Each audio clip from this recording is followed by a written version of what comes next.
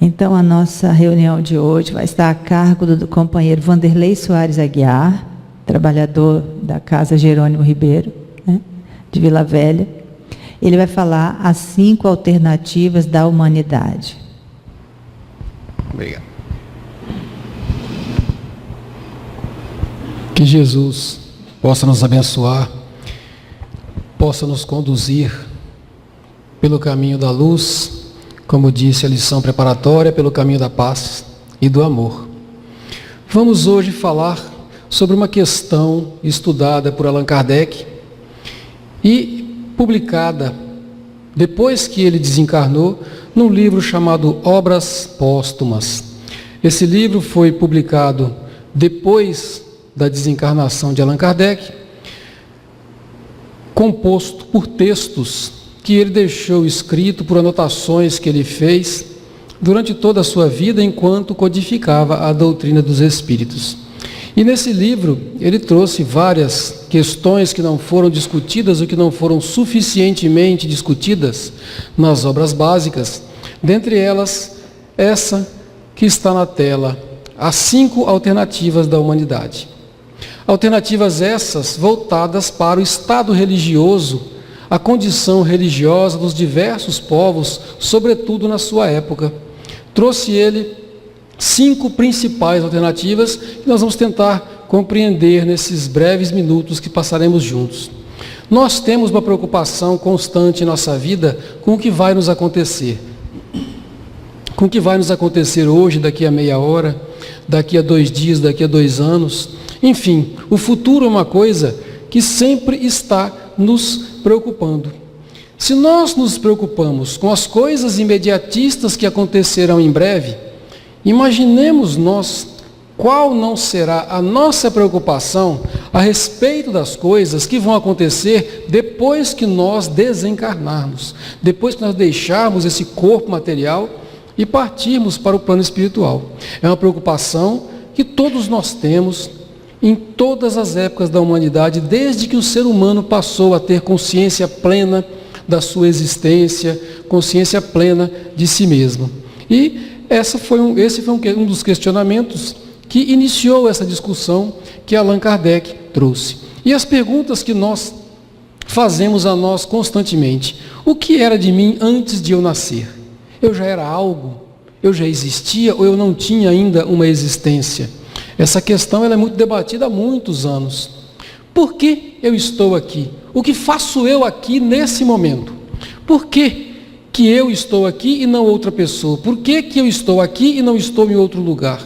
Enfim, qual é a minha verdadeira razão de existir nesse momento? E uma terceira pergunta que nos vem é: o que será de mim depois que eu morrer? Talvez essa seja a que mais preocupação traz a todos nós. O que acontecerá comigo? Será o fim? Eu me acabarei, desaparecerei? Minha consciência permanece, junta-se ao todo universal? Esse questionamento sempre pautou as discussões filosóficas ao longo da história. Allan Kardec, então, nesse livro Obras Póstumas, ele listou 5 alternativas para a humanidade.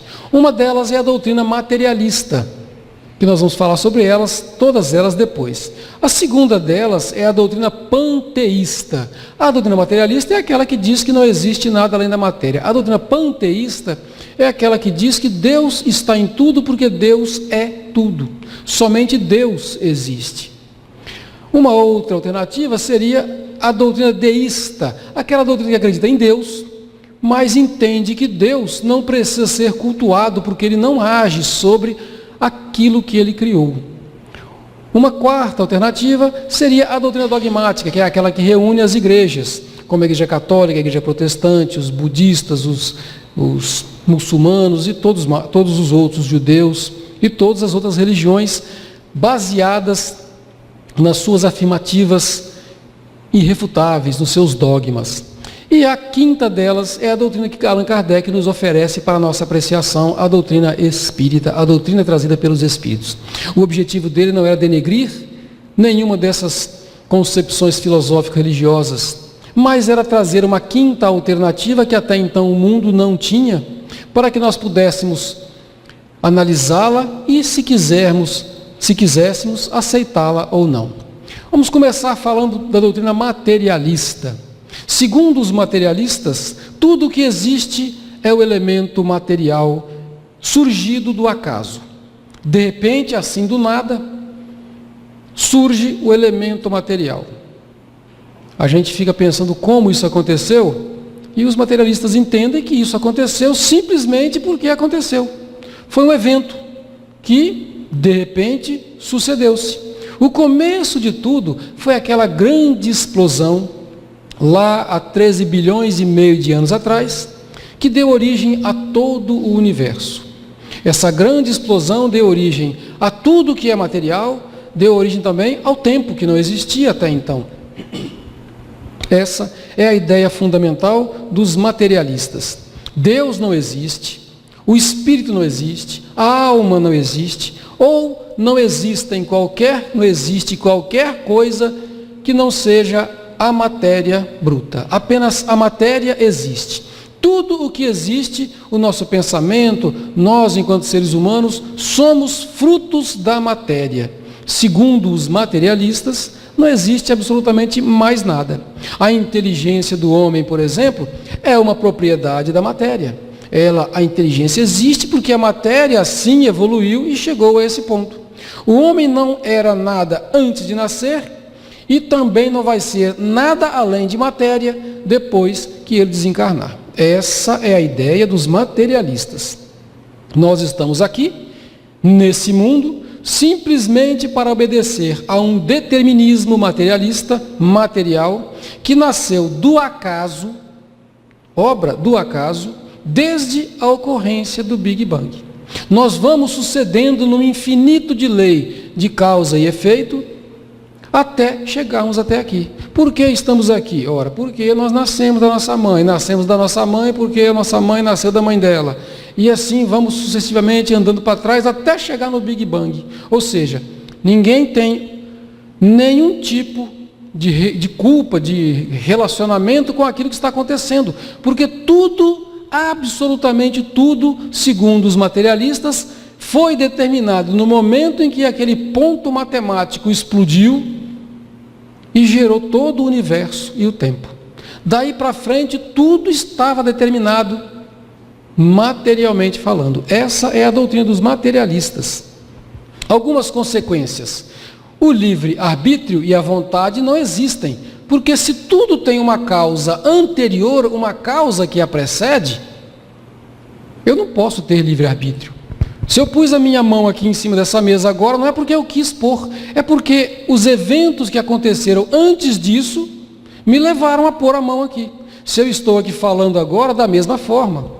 Não existe a vontade, não existe a determinação pessoal, porque tudo é uma consequência do elemento material e tudo já estava determinado. Essa é a forma de acreditar dos materialistas. Também não existem, consequentemente, a responsabilidade e a culpa. Por que eu vou ser responsável por um ato que eu pratiquei, se esse ato já estava pré-determinado por tudo que veio antes dele? Não há o livre-arbítrio, então também não há responsabilidade, segundo os materialistas. O perdão deveria ser uma obrigação e a punição jamais deveria existir, porque ninguém é responsável pelo que faz. Se tudo é determinismo materialista, ninguém é responsável pelo que faz, porque a minha própria consciência é consequência do elemento material. Isso é o que sobra da doutrina dos materialistas. E os cientistas que são materialistas acreditam exatamente nisso. Também o suicídio não seria uma coisa absurda, seria um fim natural para uma existência que não deve mais acontecer, mesmo porque a pessoa que comete o suicídio, ela não cometeu porque ela quis, porque isso já está determinado antes dela nascer, já está determinado lá no começo do universo, que aquilo ia acontecer. Tudo o que acontece segue a um determinismo inexorável, materialista e científico, de acordo com essa doutrina. E as consequências continuam acontecendo, as consequências morais, agora falando delas. Tudo o que importa ao homem seriam os gozos materiais. Porque se eu estou usufruindo de um gozo material, é porque já está determinado antes, não foi responsabilidade minha, eu não escolhi isso. Não existe o livre-arbítrio, porque ele é incompatível com o determinismo. O homem seria levado a seguir sempre a sua natureza material, porque apenas a matéria existe, e tudo o que eu sou é consequência do elemento material. Então eu não tenho nenhum tipo de responsabilidade pelo que acontece comigo. A prática da caridade seria um contrassenso. Ela aconteceria apenas de forma natural, de forma consequente às leis materiais da natureza. Uma situação até estranha de se entender, mas é assim que as coisas deveriam acontecer se o materialismo efetivamente existisse.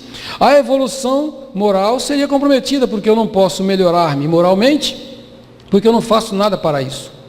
As pessoas que são boas, elas são boas não é porque elas querem ser boas, é porque o determinismo materialista levou elas a isso. O mundo as conduziu para isso. Essas são as ideias da doutrina materialista. A doutrina panteísta, ela não é muito diferente da doutrina materialista, mas ela surgiu para se colocar um Deus onde antes só havia matéria. Os antigos acreditavam que tudo estava em Deus, Deus era tudo. Nós somos um pedacinho de Deus, essa mesa aqui é um pedacinho de Deus, as estrelas são partes de Deus, ou seja, tudo o que existe é Deus. Segundo esse filósofo, Spinoza, um filósofo holandês do século XVII, um dos maiores filósofos da história da humanidade, ele é considerado o pai de todos os filósofos, o filósofo dos filósofos. Ele tentou trazer um pouco de luz a essa doutrina panteísta, porque ele vivia em um caldo de religiões bastante complicado. Ele era judeu, mas ao mesmo tempo tinha que se dizer que era católico para não ir parar na fogueira, mas acreditava na filosofia. Então ele tentou criar essa doutrina filosófica chamada panteísta, que já existia antes dele, trazer um pouco de luz ao panteísmo. E ele afirmou em um de seus livros que fora Deus, nenhuma substância pode existir ou ser concebida. Ou seja, tudo é Deus. A única coisa que existe é Deus. Deus está em tudo. Deus e o universo seria uma coisa só. A natureza, nós, todos seríamos simplesmente um pedacinho de Deus. Nós estamos aqui porque em um determinado momento nos separamos da divindade, nos individualizamos em uma pessoa, vivemos, quando morremos, voltamos a fazer parte de Deus como era antes, como acontecia antes. É a ideia dos panteístas. Allan Kardec escreve no livro Obras Póstumas que o princípio inteligente ou alma, no nascimento, ele é tirado do todo universal, que é Deus, segundo os panteístas, não segundo o que Kardec pensava, logicamente. E ele se individualiza, como nós dissemos, e depois volta à massa comum, depois da sua desencarnação. E aí ele faz uma crítica pessoal no Livro dos Espíritos, a doutrina panteísta. Diz ele que, não podendo fazer-se Deus, o homem quer ao menos ser uma parte de Deus. De certa forma, nós somos uma parte de Deus, porque somos criaturas, somos criações de Deus, somos filhos de Deus. E como todo filho, nós somos uma parte do nosso Pai, mas não da forma materialista, como pensavam os panteístas. Foi uma forma como encontrou de exaltar o seu próprio orgulho, segundo o pensamento de Kardec. Algumas consequências morais. A prática da caridade e o amor a Deus, e o amor a Deus seriam essenciais.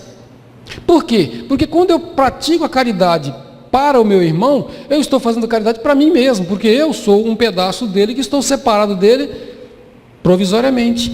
Tudo que eu faço ao meu próximo, eu estou fazendo a mim mesmo. Em essência filosófica, isso é uma grande verdade, porque nós somos todos irmãos, todos filhos de Deus, mas não da forma como pensam até hoje os panteístas. O amor ao próximo seria uma extensão do amor a si mesmo. Isso é uma grande vantagem da doutrina panteísta, porque eles veem o universo como divino, como o próprio Deus estampado em tudo que existe. Então, a dedicação ao meu próximo, a dedicação à natureza, seria uma coisa natural. Seria uma coisa que nós faríamos em benefícios de nós mesmos. Seria uma coisa bastante bacana, bonita de ser praticada. As afeições não teriam futuro. A consequência ruim é essa. Nós não teríamos como manter as nossas afeições depois da nossa desencarnação, simplesmente porque perderíamos o contato com eles. a nossa mãe, o nosso pai, o nosso irmão, os nossos amigos, voltariam para o todo universal e juntaria-se num bolo único, sem a manutenção da individualidade de cada um de nós. Algumas consequências morais aconteceriam. Por exemplo, as conquistas morais e as conquistas intelectuais, segundo os panteístas, elas se perderiam com a morte. Tudo que eu fiz de bom ao longo da minha vida não faria a menor importância para mim, porque eu voltaria para o bolo universal. É como se nós pegássemos uma massa de pão, quando a mamãe está fazendo pão, tirássemos um pedacinho, fizéssemos uma bolinha, brincássemos com ela durante um tempo, depois pegássemos essa bolinha e voltássemos para o bolo novamente. Essa é a ideia dos panteístas. Claro que de uma forma bastante lúdica, bastante simplificada, mas a ideia que eles tinham com relação ao todo universal era exatamente isso. Então eu perderia a minha individualidade, as minhas conquistas, quando eu voltasse para o todo universal. Depois da morte, nós perderíamos completamente a nossa consciência de nós mesmos. Nós não seríamos mais nós voltaríamos para o todo universal, para a massa única chamada Deus, natureza ou universo, que para os panteístas seria a mesma coisa. A única diferença, Allan Kardec afirma, entre os panteístas e os materialistas é que o panteísta chama de Deus aquilo que os materialistas chamam de natureza, porque em essência é exatamente a mesma coisa. Os materialistas dizem que quando a gente morre, nós voltamos ao pó, porque simplesmente somos pó, não somos mais nada. Os panteístas dizem que nós voltamos ao todo divino universal, que acaba sendo absolutamente a mesma coisa. Não existe muita diferença, no fundo, como nós dizemos, entre o panteísmo e o materialismo. Apenas que o panteísmo entende que a natureza é Deus, chama-se a natureza de Deus. Uma terceira opção analisada por Allan Kardec é a doutrina deísta. O deísta é aquele homem, aquela pessoa, aquele ser que está inclinado a afirmar a existência de um Criador, a existência de um Deus. Mas ele não pratica nenhuma religião, não negando a realidade de um mundo completamente rígido, de um mundo completamente regido pelas leis naturais e físicas. Ou seja, para o deísta, Deus, em sua misericórdia, em sua bondade, criou o mundo num ato de amor, num ato de bondade. Dado um momento, Deus disse: vou criar um mundo. Criou o mundo. Criou leis rigorosas que são autocumpríveis, autossustentáveis. E deixou que essas leis regessem o mundo, nunca mais intervindo nesse mundo. Então, para os deístas, não faz sentido o agradecimento, o culto e adoração, a proximidade que nós temos com Deus. Não faz sentido pedir e nem agradecer, porque quando Deus criou o mundo, Ele já determinou tudo o que iria acontecer no momento da criação. Isso é a afirmação científica, a afirmação que está na Wikipédia, é a afirmação corrente sobre os deístas. O filósofo alemão Immanuel Kant, fazendo uma crítica sobre os deístas, ele diz que o deísta crê num Deus, ao passo que o teísta crê num Deus vivo, num Deus atuante, num Deus amor, num Deus praticante. Ele, apesar de beber na filosofia de Spinoza e de alguns filósofos deístas, ele não acreditava nem no panteísmo, nem no deísmo. Immanuel Kant acreditar muito na razão e, sobretudo, no ser humano, enquanto que existente fora, inclusive, da razão. Por isso ele escreveu um livro chamado Crítica à Razão Pura, onde ele condena, onde ele critica exatamente o nosso mau hábito de achar que somos seres puramente racionais, sem entender a nossa parte não racional, a nossa parte emocional. Então, a ideia do deísmo é esta. Allan Kardec escreveu no livro Obras Póstumas que os deístas independentes creem em Deus. Deus, dizem eles, estabeleceu as leis gerais que regem o universo, mas essas leis uma vez criadas, funcionam absolutamente sozinhas. E o seu autor não se ocupa mais de absolutamente nada. Ou seja, para os deístas, Deus seria uma criatura não, seria um ser, porque Deus não é criatura em hipótese alguma. Deus é o ser incriado, o ser que sempre existiu. Deus é um ser que criou o mundo e o abandonou. Mais ou menos como as tartaruguinhas fazem na beira da praia, né? Colocam seus ovinhos na areia, voltam para o mar e deixam que os ovinhos sigam o seu curso determinístico. Deus é um Pai muito mais amoroso do que isso, jamais faria conosco uma coisa dessas. Mas é assim que os deístas pensam. Nós respeitamos muito as crenças de todas as pessoas, obviamente. Não é uma questão de querer criticar, apenas estamos mostrando as deficiências filosóficas que essas religiões, que esses pensamentos trazem, para que possamos oferecer a alternativa que Allan Kardec trouxe no final. Algumas consequências morais do deísmo: não há providência, ou seja, rezar, orar, pedir a Deus, não adianta. Não vai resolver, porque Deus não atua na sua obra. Deus não se ocupa conosco. Não há nada a agradecer a Deus e nem a pedir a Deus, porque Ele não vai alterar o curso daquilo que Ele determinou. Deus talvez fosse muito grande para vir até nós ou permitir que nós fôssemos até Ele. Deus não estaria preocupado com as nossas ações boas ou más. Tudo que eu fizesse de bom ou de ruim, para Deus não faria a menor diferença, porque tudo estava determinado por Ele no momento em que Ele criou o universo. Simples assim. Outras consequências seriam as consequências morais do deísmo, segundo Allan Kardec. As leis divinas dos deístas seria exatamente a mesma coisa que o determinismo físico da doutrina materialista. Porque da mesma forma que o materialista diz que o elemento material foi criado para o acaso e o determinismo materialista regeu todo o resto, os deístas dizem que Deus criou o universo, criou as suas leis e o determinismo divino toma conta de todo o resto. Então não existe muita diferença em essência filosófica dessas duas correntes, a deísta e a materialista.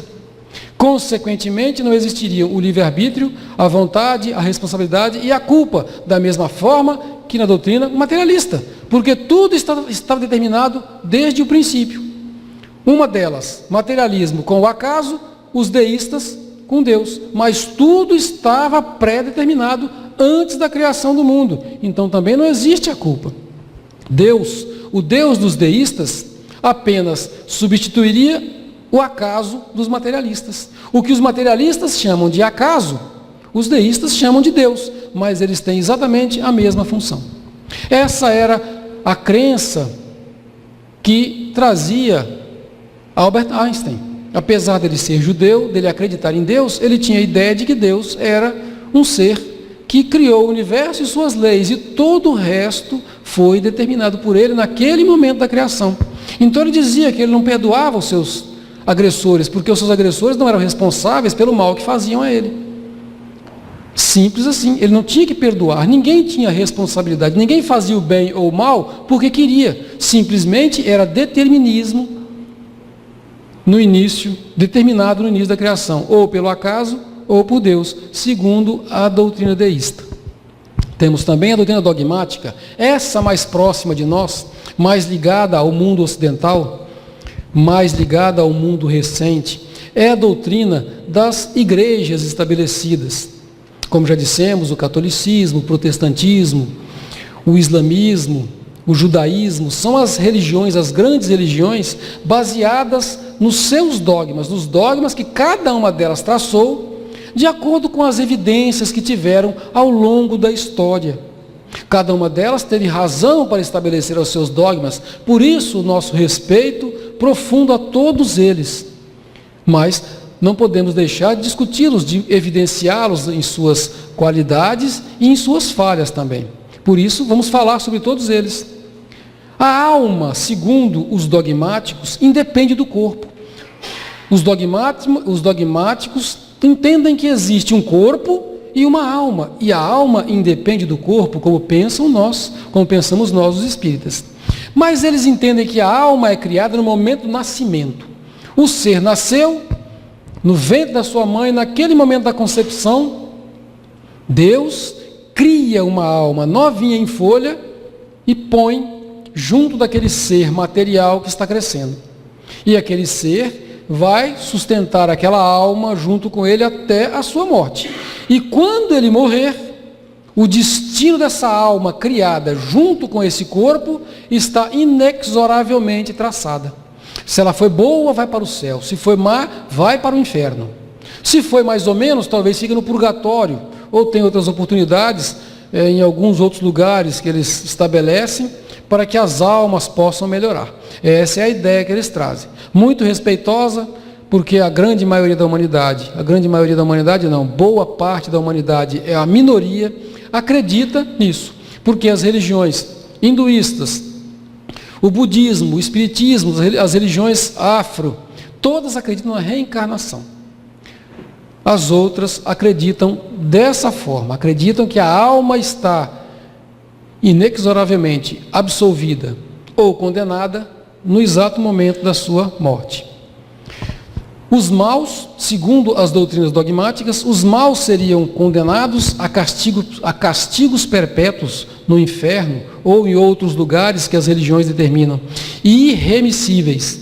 Disso ressalta para elas a inutilidade completa do arrependimento. Se elas se arrependerem depois de mortas, depois de desencarnadas, não adianta absolutamente nada. Os bons são recompensados pela visão de Deus e a contemplação perpétua do céu e os gozos que eles vão receber lá no céu quando lá chegarem. Essas são as ideias fundamentais das doutrinas dogmáticas. Basicamente, o catolicismo, o islamismo e o judaísmo, que são as grandes religiões, e o protestantismo, logicamente, que são as grandes religiões dogmáticas que nós temos hoje no mundo. Algumas consequências morais seriam, por exemplo, a separação definitiva e absoluta dos condenados e dos eleitos. Imaginem a situação de uma mãe amorosa e carinhosa que recebe em seu ventre um ser, e esse ser, que é o seu filho, acaba cometendo um crime grave. Esse crime leva a outro e esse rapaz ou essa moça vai parar depois da morte no inferno. Essa pessoa continuará no inferno durante toda a eternidade, enquanto que a mãe que foi bondosa permanecerá no céu. A gente fica pensando o que uma mãe bondosa faz no céu sabendo que o seu filho está no inferno. É terrível imaginar uma coisa dessa, uma separação tão cruel que a gente não consegue imaginar como pode ser. Que céu é esse que me afasta daqueles a quem eu amo? Porque uma mãe, um pai, um irmão, um grande amigo não deixa de amar os seus filhos porque eles são criminosos. Nós continuamos amando eles mesmo que eles sejam criminosos. E imaginem a nossa situação de eu estar no paraíso de contemplação e o meu filho amado no inferno de tormentos eternos. É uma das consequências mais cruéis dessa doutrina dogmática.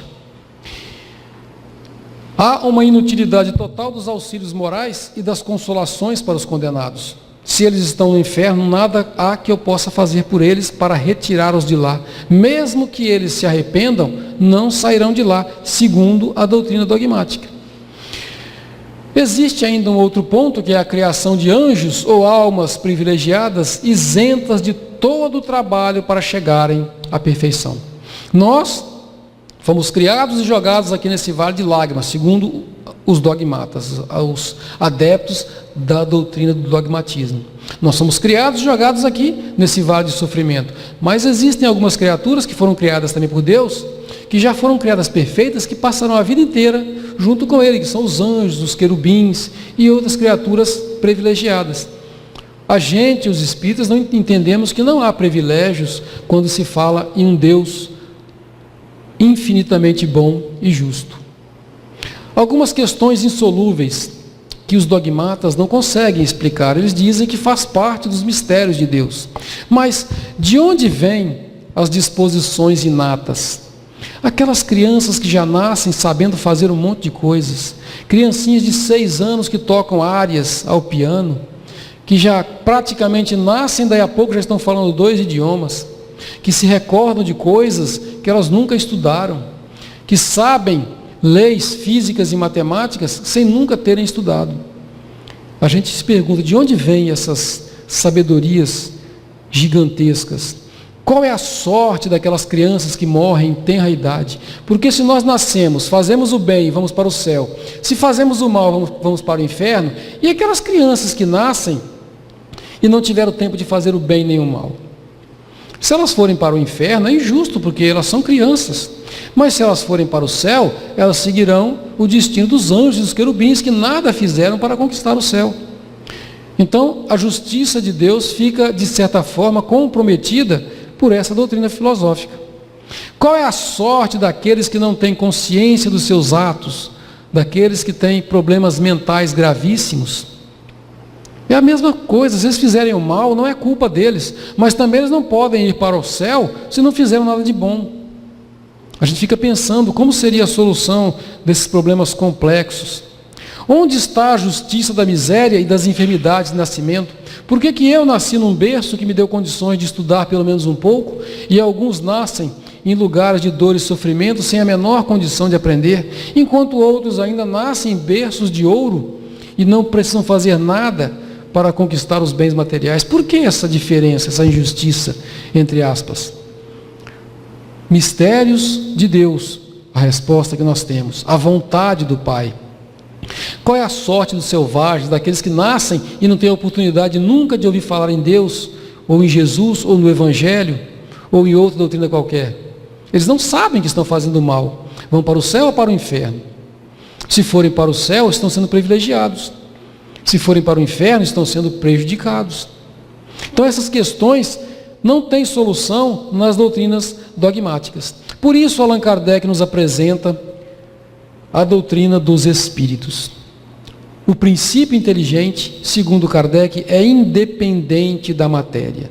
Daí a gente começa a perceber que aquele determinismo que existia continua existindo porque ele é material, mas existe uma outra força que age na matéria, chamada espírito, que é independente da matéria. A alma individual pré-existe, existe antes da formação do corpo e sobrevive a ele. Portanto, não existem injustiças que não sejam temporárias e apenas vistas aos nossos olhos, que temos uma visão parcial da realidade. Essa é a ideia que Kardec nos traz. As almas ou espíritos progridem mais ou menos rapidamente em virtude do seu livre-arbítrio, porque a matéria não tem livre-arbítrio. O elemento material sofre um determinismo nascido lá na criação do universo, o elemento material, mas o elemento espiritual goza de livre-arbítrio e pode atuar inclusive na evolução e no crescimento da matéria. O homem pode progredir mais rápido ou mais lentamente, de acordo com o seu trabalho, de acordo com a sua boa vontade. O estado feliz ou infeliz dos espíritos é inerente ao seu adiantamento moral. Quando nós falamos que por que algumas pessoas nascem em dor e em sofrimento e outras nascem em gozo? Porque umas estão passando por um tipo de experiência e as outras estão passando por outro tipo de experiência. Todos nós passaremos pelos diversos tipos de experiências que serão úteis para a nossa evolução moral, para que nós possamos chegar à perfeição de forma menos dolorosa e mais rápida. Por isso passamos por situações diferentes uns dos outros, porque a nossa história de vida e as nossas necessidades evolutivas são diferentes. Simples assim. E Allan Kardec continua: a vida corpórea é uma fase temporária da vida do espírito, que é o que verdadeiramente importa para nós. Porque nós, enquanto material, enquanto elemento material, ficaremos aqui na Terra. Voltaremos ao pó de onde viemos enquanto elementos materiais, mas enquanto elementos espirituais, enquanto princípio inteligente individualizado no elemento espiritual, nós continuaremos a nossa evolução, carregaremos toda a nossa bagagem conquistada, o bem e o mal que fizemos, carregaremos junto conosco. O espírito progride no estado corpóreo e no estado espiritual. Enquanto estamos aqui na matéria, nós estamos evoluindo baseado nas leis deste mundo, fazendo o bem, espargindo o amor por onde passamos, socorrendo os que sofrem. Quando estamos no plano espiritual, também evoluímos, de outras maneiras, de outras formas, mas o que importa é a evolução do elemento espiritual, porque o elemento material evolui seguindo aquele determinismo divino criado no começo da criação, no começo do mundo, no começo do universo. Mas o elemento espiritual não depende desse determinismo, ele depende exclusivamente da nossa vontade, do nosso livre-arbítrio. O estado feliz ou infeliz dos espíritos é inerente ao seu adiantamento moral. Sua punição, que nós podemos substituir pela palavra educação, é consequência do seu endurecimento no mal. Na época de Kardec, punição e educação eram palavras que eram muito semelhantes. A educação era exercida por meio da punição. Por isso que ele usa muito a palavra punição, mas o que ele está querendo dizer é da educação. Aqueles que têm um pouco mais de idade, eles se lembram dos castigos que nós sofrimos quando não fazíamos a lição direito, ficamos ajoelhados no cantinho de cara para a parede, sofrimos com a palmatória, até a metade do século passado ainda passávamos por isso ainda. A gente vê isso em filmes antigos. E essa ideia de punição é que Kardec traz, porque a punição, pedagogicamente, na grande maioria do mundo, era sinônimo de educação, sob esse ponto de vista. As crianças que morrem em tenra idade podem ser mais ou menos avançadas, porque já viveram em existências anteriores. Não é a primeira existência delas. Por isso que não há injustiça, e elas não irão nem para o céu, nem para o inferno, irão para o plano espiritual, para que possam retomar as suas vidas e continuar a sua evolução. Dessa forma, não há contradição entre causa e efeito e livre-arbítrio, porque de acordo com o paradigma científico, todo efeito tem uma causa, como já dissemos, todo efeito tem uma causa. O paradigma científico diz isso e nós acreditamos nisso. O senso comum diz que eu sou livre para agir. Ora, se todo efeito tem uma causa e eu sou livre para agir, apenas com a ideia do espírito, isso é solucionável. Porque se não houver o espírito, não há como se conciliar livre-arbítrio com determinismo. A solução é a existência desse elemento espiritual que independe da matéria, ou seja, as leis que regem a matéria são uma, as leis que regem o mundo espiritual são absolutamente outras. O determinismo científico materialista existe para as coisas da matéria. Para as coisas do espírito, o que existe é o livre-arbítrio. Foi assim que Kardec nos ensinou. Os espíritos são capazes de influenciar, inclusive, no elemento material, quando tem consciência, quando tem capacidade, quando tem inteligência para isso. Uma outra questão que o Espiritismo vem resolver é o que nós chamamos de paradoxo, uma coisa contraditória, uma afirmativa que parece ser contraditória em si mesmo. Um paradoxo é aquela afirmativa que parece se contradizer. Parece que são duas afirmativas contrárias e ambas são aparentemente verdadeiras. Nisso existe o que nós chamamos de paradoxo. Por exemplo, se eu dissesse para vocês assim, todo mundo conhece o Pinóquio, não conhece? Aquele bonequinho de madeira, filho do Gepeto, né? Que ele era de madeira, mas ele virou um menino. E o narizinho dele crescia quando ele contava mentira. Vocês lembram disso? Todo mundo se lembra? O nariz dele crescia quando ele contava mentira. E só crescia quando ele contava mentira, porque ele era de madeira. Toda vez que ele mentia, o nariz dele crescia. Então, uma das formas de se exemplificar o paradoxo é quando nós dissemos assim, imaginem que o Pinóquio diga, o meu nariz vai crescer. Ora, se o nariz dele crescer, ele está contando uma verdade. Porque ele disse que o nariz dele vai crescer. Se o nariz dele efetivamente crescer, ele contou uma verdade. E quando ele conta uma verdade, o nariz dele não cresce. Ora, se o nariz dele não crescer, então é porque ele contou uma mentira. Se ele contou uma mentira, o nariz dele vai crescer. Então essa afirmativa, ela é paradoxal. Ele não pode nunca afirmar uma coisa dessa, apesar de ser uma frase que parece ser verdadeira. Então isso é um paradoxo. E um filósofo grego chamado Epicuro, lá na Grécia Antiga, ele estudando a filosofia, a teologia que se acreditava na época, acreditando que Deus é infinitamente bom e justo, que Deus tem três características básicas, que Ele é infinitamente bom e justo, que Ele é onipotente, ou seja, que Ele pode tudo, e também que Ele é onisciente, que Ele sabe tudo. Acreditava-se que Deus era infinitamente bom e justo. Já na Grécia Antiga se acreditava nisso, que Deus era bom e justo, que Deus era onipotente, podia tudo e era onisciente, sabia tudo. E Epicuro disse, isso não me parece possível, porque aqui existe um paradoxo. E ele explicou, ora, se Deus é onisciente e sabe tudo, ele sabe, por exemplo, que eu vou ter um filho, por exemplo, esse filho que vai ser amado por mim, vai crescer e vai assassinar alguém, vai ser preso, vai cometer vários crimes na cadeia e vai acabar sendo assassinado na cadeia. Uma vida de tragédia total. Se Deus é onisciente, ele sabe disso. Ora, se ele é onisciente e sabe disso, por que ele permitiu que isso acontecesse?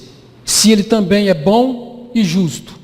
Se ele permitiu que isso acontecesse, é porque ele não pôde mudar as coisas. Porque imagine que um Deus bom sabe que o meu filho vai nascer, cometer um crime e ser condenado. Se ele é bom e justo, sabendo que isso vai acontecer, ele não permitiria isso. Então, se ele permitiu, é porque ele não podia ter mudado as coisas. Ora, mas Deus é onipotente, Deus pode tudo. Bem, se ele pode tudo e é bom e justo, ele só permitiu que o meu filho fosse um criminoso porque ele não é onisciente, ou seja, ele não sabe tudo. E a gente afirma, não, mas Deus é onisciente e onipotente. Bem, se ele pode tudo e sabe tudo e permitiu que meu filho fizesse isso, eu só posso dizer que ele não é bom e justo. Porque se ele fosse bom e justo, ele não permitiria isso. Isso também é um paradoxo que durou por mais de 20 séculos. E as religiões simplesmente diziam, mas isso são mistérios da divindade. O Espiritismo veio resolver esse paradoxo também, mostrando para nós que Deus é bom e justo, sabe tudo e pode tudo, e Ele permite que essas coisas aconteçam, porque essas coisas são necessárias para a evolução do espírito, porque o livre-arbítrio existe, e apesar do meu filho estar sofrendo naquela penitenciária, isso fará bem para ele no futuro. Isso ensinará a ele a amar o seu próximo e a nova reencarnação. E isso fará com que ele sinta que o mal que ele fez é terrível e que ele não deve fazê-lo novamente.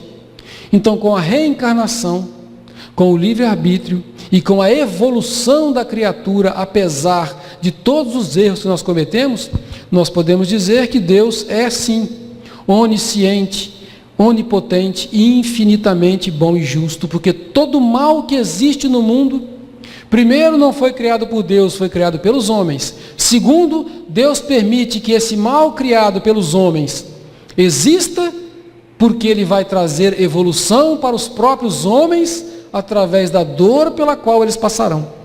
Porque Deus não criou o mal. Deus não quer que o mal aconteça. Já disse Jesus, o Pai não quer a punição do ímpio, quer que ele se arrependa e faça penitência. É isso que Deus quer de nós. Ele permite que o mal aconteça, que o mal que nós criamos aconteça, porque isso também vai ajudar na nossa evolução, porque nós escolhemos esse caminho e não aceitamos o caminho alternativo, o caminho da porta estreita trazido por Jesus. Porque o destino final de cada um de nós é simplesmente a perfeição. Nós não temos outro destino. O determinismo inexorável divino para todos os espíritos é a perfeição. Disso nós não escaparemos, seremos perfeitos. Como perfeito é o Pai Celestial, nos disse Jesus. Disso nós não fugiremos. Os caminhos pelos quais percorreremos para chegar a isso depende de cada um de nós. Da mesma forma que um diamante nasce na forma de um carvão bruto lá no fundo da terra, sofre as pressões mais absurdas, as temperaturas mais absurdas durante milhões e milhões e milhões de anos, até que se transforma num diamante bruto. Mas esse diamante bruto contém toda a beleza dele, mas ela está escondida pela bruteza do seu caráter, até que um lapidador possa transformá-lo em um diamante lapidado. E esse é a comparação, essa é a comparação que nós fazemos com o Espírito. Ele nasce do elemento material, junto com o elemento material, no primitivismo de um toco de carvão. É burilado pela natureza até atingir a condição de espírito imortal. Até ali, a natureza o conduz. Dali para frente, a sua inteligência, o seu livre-arbítrio e as suas ações o conduzirão, muitas vezes pela dor, pelo sofrimento, pela penúria, pelo erro, até que ele se transforme no diamante puro e lapidado de um espírito superior. Esse é o nosso destino. Para isso, os lapidadores desse diamante são, por exemplo, a pluralidade das existências. Como disse Jesus lá no Evangelho de João: em verdade te digo que se alguém não nascer de novo, não pode ver o reino de Deus. A reencarnação é um dos caminhos pelos quais esse diamante bruto chegará àquela pedra lapidada, a um espírito perfeito, onde nós chegaremos inexoravelmente pela bondade de Deus, seguindo os caminhos de Jesus. Também a lei de causa e efeito é uma realidade, o Espiritismo vem nos mostrar, mas Jesus já tinha dito isso para nós. Naquela parábola que ficou conhecido como parábola do juízo final, ele fala: porque o Filho do Homem há de vir na glória de seu Pai com os seus anjos, então retribuirá a cada um segundo as suas obras.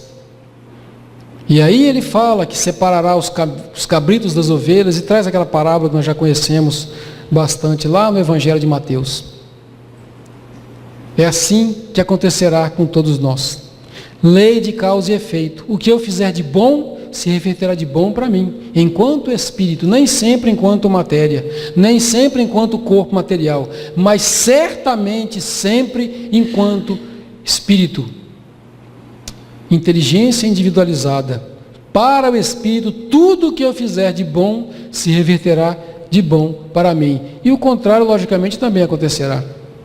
O livre-arbítrio também é uma realidade que o Espiritismo nos trouxe, mas que Jesus também já havia nos trazido, porque tudo que o Espiritismo fez e nos mostrou já estava escrito no Evangelho de Jesus.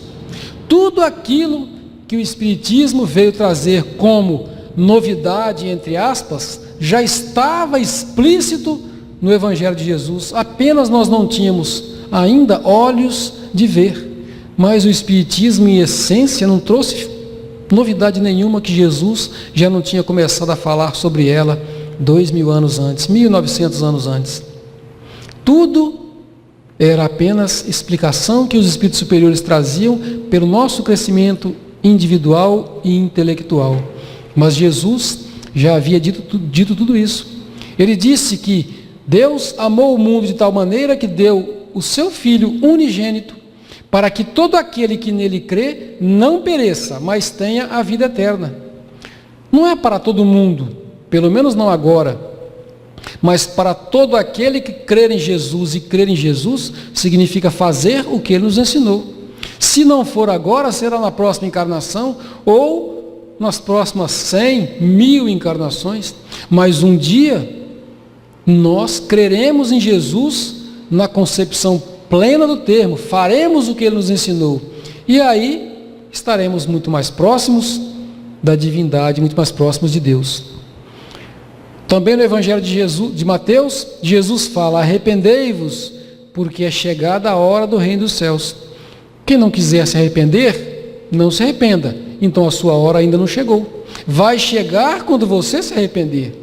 Daqui a 2 encarnações ou daqui a 200 encarnações, tanto faz.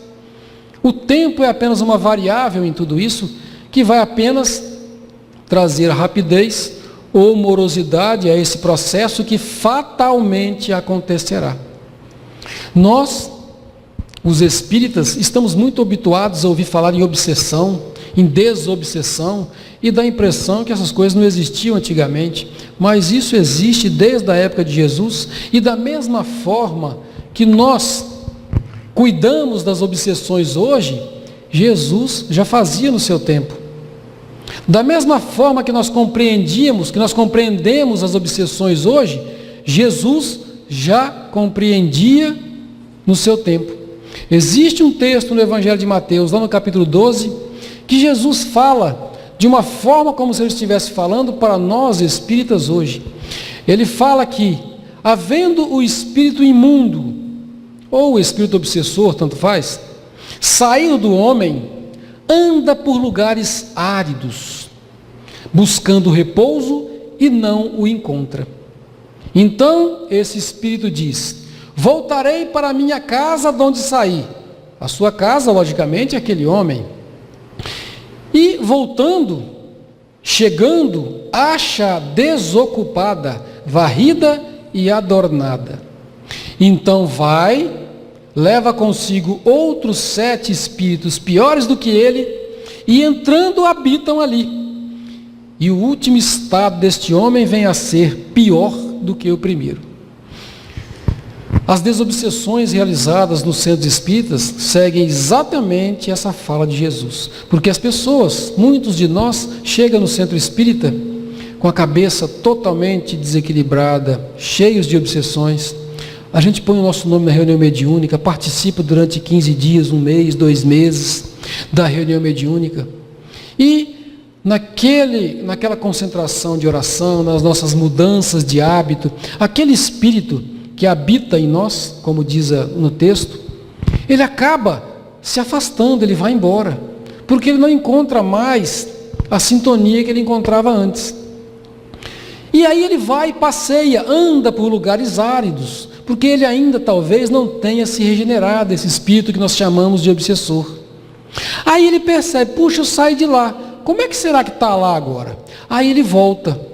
Se a vida daquele homem realmente, ou daquela mulher, realmente se modificou, ele vai encontrar aquela casa fechada, habitada por novos moradores, que são os espíritos superiores, que são as práticas do bem, que são as boas obras. E ele olha e volta, vai embora, aqui não dá mais para mim. Mas se ele chega e vê que a casa está desocupada, varrida e adornada, ele volta a habitar ali. E é o que nós sempre afirmamos para as pessoas que nos buscam para a desobsessão. Não adianta você vir aqui, colocar o seu nome na reunião, passar 1 mês ou 2 aqui. Se você não mudar a sua forma de agir, se você não mudar os seus atos, se você não perdoar, se você não buscar enriquecer-se com boas obras, se você não modificar o seu modus vivendi, a sua forma de conduzir a sua vida, a desobsessão não vai adiantar de absolutamente nada, porque ninguém tem o poder de expulsar os espíritos. Nós temos o poder de convencer os espíritos a se afastarem temporariamente. Poder esse concedido por Deus. Deus tem esse poder, os espíritos superiores têm essa capacidade, e nós operamos por eles.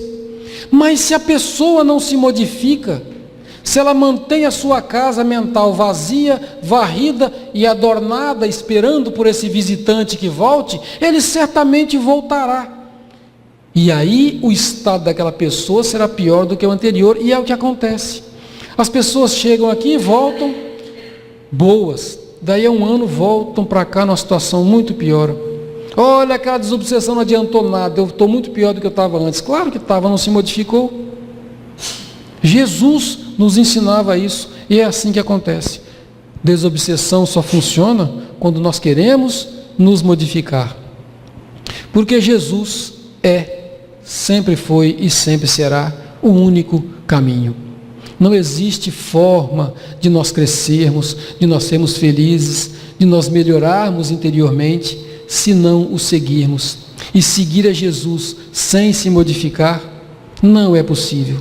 Ele nos afiançou ser o caminho, a verdade e a vida. Ninguém vai ao Pai se não passar pelos ensinamentos de Jesus.